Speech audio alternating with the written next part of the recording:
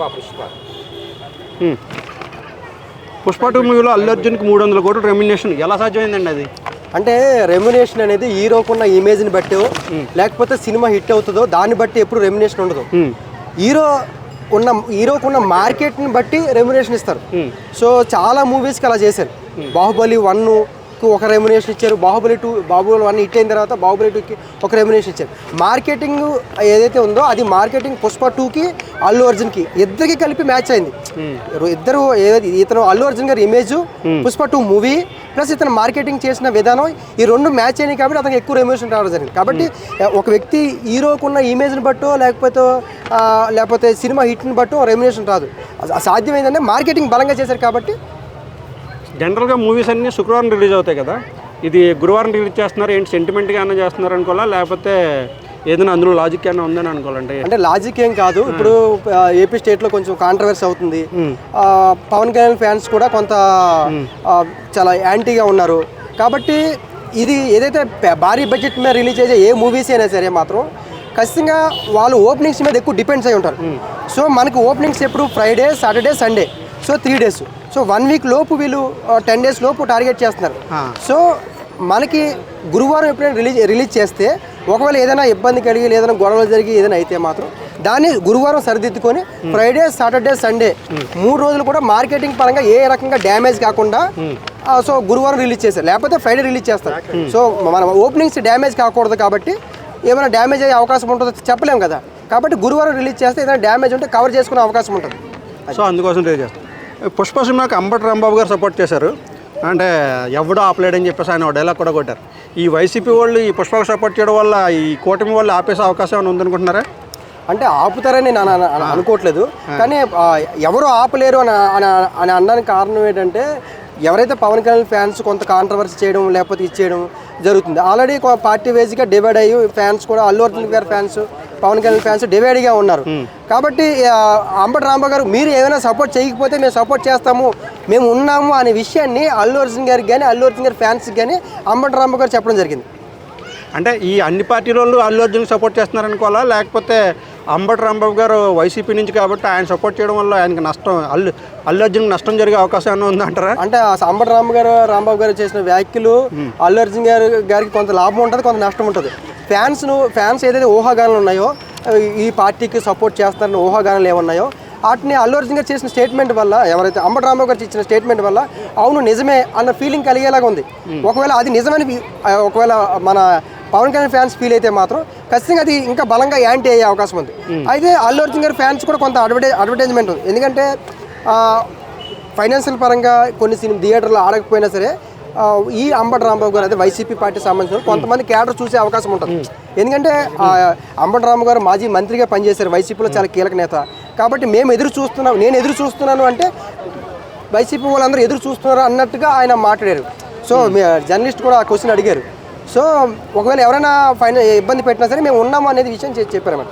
అంటే కూటమి ప్రభుత్వం ఆపే అవకాశం ఉందని మీరు ఏమైనా అనుకుంటున్నారా? అంటే మూవీని ఆపుతారని నేను అనుకోవట్లేదు, ఆపుతున్నారని నేను అనుకోవట్లేదు. కానీ ఫ్యాన్స్ మాత్రం కొంత దీనికి దూరంగా కానీ వ్యతిరేకంగా కానీ చేసే అవకాశాలు ఉన్నాయని మన వార్తలు వస్తున్నాయి. పవన్ కళ్యాణ్ ఫ్యాన్స్కి అల్లు అర్జున్ ఫ్యాన్స్కి కొంచెం కాన్ఫ్లిక్ట్ జరుగుతుంది. పవన్ కళ్యాణ్కి అల్లు అర్జున్కి ఏదో ఉందని చెప్పేసి అన్న న్యూస్ కూడా స్ప్రెడ్ అవుతూ ఉంటుంది. ఆహా షో జరిగింది కదా, అందులో అల్లు అర్జున్ గారు పవన్ కళ్యాణ్ గారి పట్ల తన వైఖరి ఏంటో ఏమన్నా చెప్పారని మీకు ఏమన్నా అనిపిస్తుందా? అంటే అల్లు అర్జున్ గారు ఏం చెప్పారంటే మీకు మాకు ఒక విషయంలో పడట్లేదు అంతే, ఆ విషయానికి మీకు ఆ విషయం వరకే అది ఆ విషయం, అంతేగాని మీకు మాకు కాదు, ఆ విషయానికి మనకి పడట్లేదు. సో ఆ విషయాన్ని నేను వ్యతిరేకిస్తాను తప్ప ఆ వ్యక్తిని కాదు అనే విషయం చెప్పాడు. అంటే పవన్ కళ్యాణ్ గారిని నేను వ్యతిరేకించట్లేదు, నేను ఆ ఒక్క విషయంలో జరిగిన కాంట్రవర్సీని మాత్రమే నేను ఆ విషయానికి ఒకటే తప్ప దానికి దీనికి లింక్ ఎట్టొద్దు అనే విషయాన్ని ఆయన ఓపెన్గా చెప్పారు, ఇండైరెక్ట్గా చెప్పారు అనుకోవచ్చు. కానీ ఆయన చెప్పే ప్రయత్నం అయితే చేశారు, కానీ ఫ్యాన్స్ ఆ రకంగా రిసీవ్ చేసుకోలేదు. అంటే పవన్ కళ్యాణ్ ఫ్యాన్స్ కూడా కొంచెం కోపంగా ఉన్నట్టే అనుకోవాలంటారా ఈ అల్లు అర్జున్ పట్ల? అంటే మా సపోర్ట్ మీకు లేకుండానే ఈ సినిమా ఇచ్చేసుకుంటారా అని చెప్పేసి వాళ్ళు ఖచ్చితంగా ఉందంటారా? ఖచ్చితంగా ఫ్యాన్స్ లో అది మాత్రం ఖచ్చితంగా ఉంది. పవన్ కళ్యాణ్ ఫ్యాన్స్ లో ఇదైతే ఉంది, ఎవరికైనా ఉంటుంది. ఇప్పుడు అంబటి రాంబాబు గారు చేసిన వ్యాఖ్యల వల్ల అది నిజం అనిపిస్తుంది, ఇంకా ఎక్కువ అనిపిస్తుంది. దేవిశ్రీ ప్రసాద్ కూడా ఒక కాంట్రవర్సీ చేశాడు. అంటే నాకు డబ్బులు ఇవ్వకపోయినా, నాకు క్రెడిట్ రాకపోయినా సరే నేను నిలదీస్తాను, దాన్ని అడిగి తీసుకుంటానని చెప్పేసి ఏంటి ఆ కాంట్రవర్సీ ఏంటి అసలు? ఆయనకి మైత్రి మూవర్స్ ఎగ్గొట్టారా? డబ్బులు ఏమన్నా ఏమనుకున్నా మీకు అన్న ఐడియా వచ్చింది అసలు? అంటే కాంట్రవర్సీ అది కాదు. అతను ఏదైతే మనకి ఆడియో ఏదైతే మన ప్రమోషన్ సంబంధించిన ఈవెంట్ ఉందో ఈవెంట్లో అతను 1/2 అవర్ బయట ఆపారు. సో దేవిశ్రీ ప్రసాద్ అని చిరంజీవి గారికి, పవన్ కళ్యాణ్ గారికి, అల్లు అర్జున్ గారికి, మెగా ఫ్యామిలీకి చాలా దగ్గరైన వ్యక్తి. అదేవిధంగా మెగా ఫ్యామిలీకి హిట్ అయిన ఎక్కువ సినిమాల్లో కూడా ఎవరైతే దేవిశ్రీ ప్రసాద్ అతను చాలా కీలక పాత్ర పోషించారు. అదేవిధంగా చాలా సినిమాలు ఫ్లాప్ అయినా సరే మ్యూజిక్ విషయంలో ఎప్పుడు కూడా ఫ్లాప్ చేయలేదు. సో దేవిశ్రీ ప్రసాద్ మ్యూజిక్ డైరెక్టర్లో చాలా భిన్నమైన వ్యక్తి, ఆడియన్స్ పల్స్ చాలా బలంగా తెలిసిన వ్యక్తి కాబట్టి ఏ మ్యూజిక్ కూడా ఫెయిల్ అవ్వలేదు.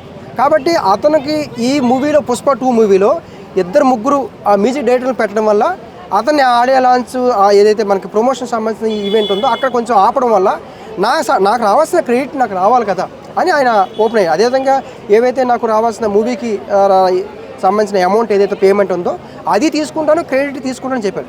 అతను కాంట్రవర్సీ చేయలేదు. ఉన్న ఓపెన్ విషయాన్ని ఓపెన్గా స్టేజ్ మీద చెప్పాడు. బయట చెప్పే పరిస్థితులు లేవు కాబట్టి ఓపెన్గా స్టేజ్ మీద ఇలా స్టేజ్ మీద ఓపెన్గా మాట్లాడడం వల్ల రేపు తొక్కేసే అవకాశం లేదంటారా అతన్ని? అంటే ఒక విషయం మాత్రం అవకాశాలు లేకుండా అంటే ఆ వార్తలు అయితే వస్తున్నాయి కానీ దేవిశ్రీ ప్రసాద్ని తొక్కి అంత, ఎందుకంటే అతను creative music director.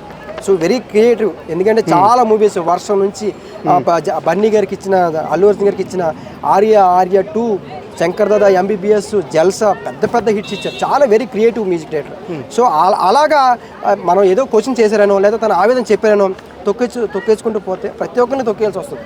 So question చేసినంత మాత్రం తొక్కేయకూడదు. అతను ఆవేదన వ్యక్తం చేశాడు. సో అది నిజం ఉన్నప్పుడు దాన్ని కరెక్షన్ చేసుకోవాలి, అది తప్పలేదు.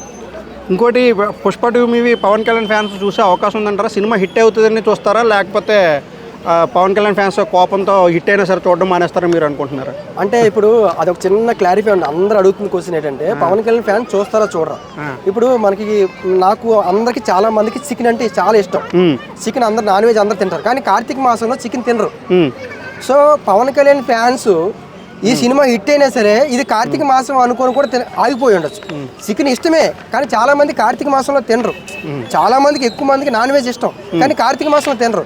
కాబట్టి పవన్ కళ్యాణ్ ఫ్యాన్స్ కూడా ఈ సినిమా హిట్ అయినా సరే ఎవరైతే ఫ్యాన్స్ ఉన్నారో పవన్ కళ్యాణ్ ఉన్నారో అతను హట్ అయ్యారు కాబట్టి వాళ్ళు చూడడానికి కొంచెం దూరం ఇష్టమైనా సరే చూడకుండా ఉండే అవకాశం ఉంది. ఇంకోటి ఈ పుష్ప 2 రికార్డులు ఏ స్థాయిలో కొడుతుందని అనుకుంటున్నారు? బాహుబలిని బీట్ చేసే అవకాశం ఎంత పర్సెంటేజ్ ఉంది?